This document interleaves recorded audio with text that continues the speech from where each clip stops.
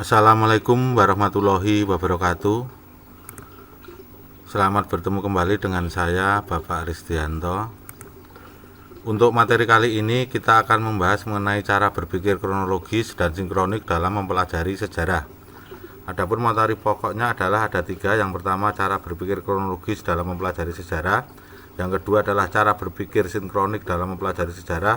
Dan yang ketiga adalah konsep ruang dan waktu. Ini seperti yang sudah diterapkan dalam kompetensi dasar 3.1, yaitu memahami dan menerapkan konsep berpikir kronologis atau diakronik, sinkronik, ruang dan waktu dalam sejarah. Kemudian KD 4.1 yaitu menyajikan informasi mengenai keterkaitan antara konsep berpikir kronologis atau diakronik, sinkronik, ruang dan waktu dalam sejarah. Bisa kalian lihat untuk peta konsep berpikir kronologis, sinkronik, ruang dan waktu dalam sejarah. Nanti sejarah, kemudian ada pengertian holistik. Kemudian dalam sejarah ini ada manusia, ruang dan waktu. Kemudian manusia itu sendiri mempunyai cara berpikir yang nanti holistik. Kemudian manusia juga sebagai pelaku peristiwa sejarah. Sedangkan ruangnya adalah berarti latar tempat peristiwa sejarah. Jadi tempatnya. Kemudian untuk waktu ini adalah batasan dari peristiwa sejarah, jadi batasan dari suatu kejadian. Nah, di dalam batasan dari peristiwa sejarah ini nanti kita bedakan menjadi sinkronik dan diakronik atau kronologis. Kronologis ini adalah urutan berdasarkan waktu, kemudian di sini ada periodisasi.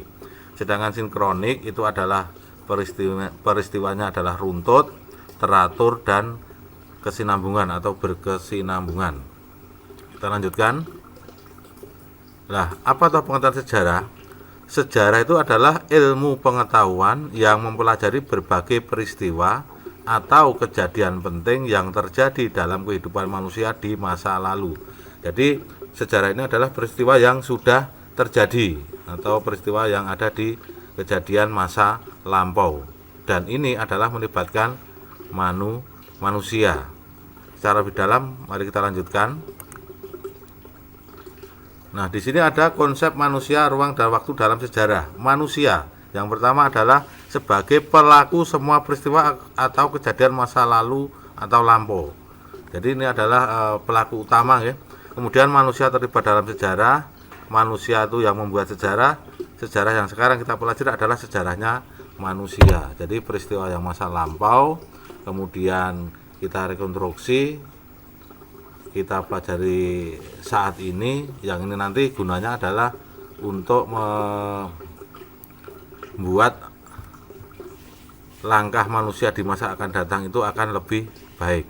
Kemudian di sini ruang ini adalah dibatasi dengan peristiwa masa lalu berlangsung dalam batasan ruang dan tempat. Jadi peristiwa itu terjadi di mana, di tempat mana dan sebagainya. Kemudian unsur ruang akan membuktikan peristiwa itu ada dan nyata. Jadi memang betul-betul peristiwa itu terjadi. Kemudian masalah waktu, yang pertama adalah waktu menjadi batasan setiap peristiwa yang terjadi. Kemudian sejarah manusia tidak terlepas dari waktu. Yang ketiga adalah hanya manusia yang memiliki kesadaran akan waktu. Mari kita lanjutkan agar lebih memahami apa ini dari konsep manusia, ruang dan waktu dalam sejarah. Yang pertama kita akan membahas mengenai ini konsep diakronik atau kronologis dalam sejarah. Kita harus tahu dulu pengertian istilah diakronik dan kronologi. Di sini disebutkan diakronik berasal dari bahasa Yunani yaitu dia dan kronos. Dia melintas melampaui melalui kronos waktu. Jadi di sini bisa kita artikan sesuatu yang melintas melampaui melalui dalam batasan waktu, yang akhirnya menjadi sejarah itu memanjang dalam waktu. Sedangkan kronologi berasal dari bahasa Yunani yaitu kronos dan logos. Kronos itu waktu, logos itu ilmu. Jadi kronologis ini bisa kita artikan sebagai urutan suatu peristiwa sejarah sesuai dengan waktu terjadinya. Jadi secara runtut. Kemudian di dalam kronologi ini nanti akan berkembang menjadi ilmu tentang waktu dan selanjutnya menjadi ilmu bantu sejarah untuk menyusun suatu peristiwa. Sedangkan urutan suatu peristiwa sejarah sesuai dengan waktunya terjadinya ini nanti akan membuat menjadi sebuah periodisasi, yang artinya membuat klasifikasi dari peristiwa-peristiwa sejarah dalam tahap-tahap dan pembabakan tertentu. Mari kita lihat untuk lebih detailnya. Jadi di sini yang pertama adalah contoh diakronik, yaitu sejarah dibatasi oleh waktu. Di sini disebutkan masa pemerintahan Raja Hayam Wuruk berlangsung antara tahun 1350 sampai 1389. Jadi di sini nanti akan membahas tentang Raja Hayam Wuruk yang memerintah Kerajaan Majapahit kurun waktu antara 1350 sampai 1389. Kemudian contoh yang kedua di sini disebutkan perang di Diponegoro berlangsung antara tahun 1825 dan 1830. Jadi sejarahnya ini nanti untuk perang Diponegoro, khusus perang Diponegoro itu adalah peristiwa antara tahun 1825 dan sampai 1830. Contoh selanjutnya adalah masa ini contoh kronologis dengan dibantu oleh periodisasi. Jadi ada periodisasinya. Di sini kita lihat masa prasejarah dimulai ketika manusia purba bermigrasi ke Nusantara sampai ke Nusantara mulai mengenal tulisan kira-kira tahun 400 sebelum Masehi. Kemudian contoh lainnya lagi masa Hindu-Buddha dimulai ketika pengaruh kebudayaan India masuk atau mulai masuk ke Nusantara kurang lebih tahun 400 Masehi hingga runtuhnya kerajaan Majapahit pada abad ke-15. Jadi di sini untuk masa Hindu-Buddha di Indonesia itu dimulai tahun 400 Masehi sampai runtuhnya kerajaan Majapahit ke-15, abad ke-15. Kenapa sampai ke abad ke-15? Karena setelah Majapahit ini runtuh, ini nanti akan muncul kerajaan yang bercorak Islam, sehingga untuk masa Hindu dan Buddha akan berakhir. Di sini masa Islam itu dimulai abad ke-13, meski Islam sudah masuk abad ke-7 di sini diterangkan sampai ketika bangsa Eropa berdatangan ke Nusantara pada abad ke-16. Jadi bangsa Eropa datang ke Nusantara ini nanti yaitu adanya kedatangan bangsa Barat, antara lain dari Portugis, Spanyol, Belanda, Inggris nanti. Selanjutnya masa kolonialisme Barat, ini abad 16 sampai berakhir abad ke-20. Jadi di Indonesia pada waktu itu dikuasai oleh pemerintah kolonialisme Belanda. Kemudian disusul dengan masa pendudukan Jepang tahun 42 atau 1942 sampai tahun 1945. Kemudian kita ketahui bahwasanya masa revolusi itu dimulai ketika Indonesia merdeka, yaitu tanggal 17 Agustus 1945 hingga pengakuan kedaulatan Indonesia oleh Belanda, yaitu tanggal 27 Desember 1949.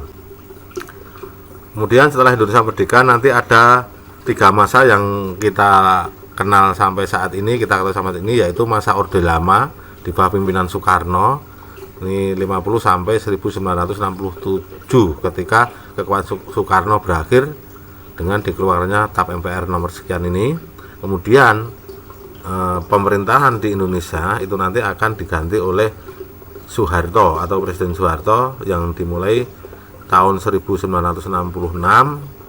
yang disebut sebagai masa Orde Baru dan berakhir pada tanggal 20 Mei 1998 ketika Presiden Soeharto mengundurkan diri dari jabatan presiden karena adanya desakan mahasiswa ini, sehingga masa itu kemudian dikenal dengan masa reformasi, yaitu tahun 1998 sampai sekarang.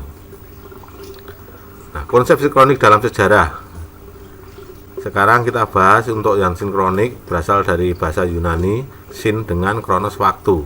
Jadi istilahnya mempelajari peristiwa sejarah dengan segala aspeknya pada masa atau waktu tertentu dengan lebih mendalam. Di sini disebutkan contohnya orang Jepang di koloni Asia Tenggara. Jadi ini nanti khusus membahas mengenai sejarah orang-orang Jepang yang menjajah bangsa-bangsa di Asia Tenggara. Nah, sekarang kita pada kesimpulan. Untuk apa kita berpikir kronologis dan sinkronik dalam belajar sejarah? Ini jelas, bisa kalian baca. Jika kita berpikir kronologis dalam belajar sejarah, maka sejarah akan memberikan kita gambaran yang utuh tentang peristiwa atau perjalanan sejarah. Dalam kehidupan sehari-hari, berpikir diakronis kronologis sangat diperlukan dalam memecahkan masalah, karena ini ada nanti akan peristiwa berjalan secara urut. Kalaupun kita memecahkan masalah itu kita lihat dari awal kemudian proses sampai akhir. Dan jika kita berpikir sinkronik dalam belajar sejarah, maka kita akan lebih teliti dalam mengamati gejala atau fenomena tertentu. Nah, inilah kegunaan kenapa kita berpikir kronologis, sinkronik dalam belajar sejarah. Nah, untuk pertemuan kali ini kita akhiri sampai di sini dulu. Besok kita lanjutkan dengan materi selanjutnya. Sekian, terima kasih. Wassalamualaikum warahmatullahi wabarakatuh.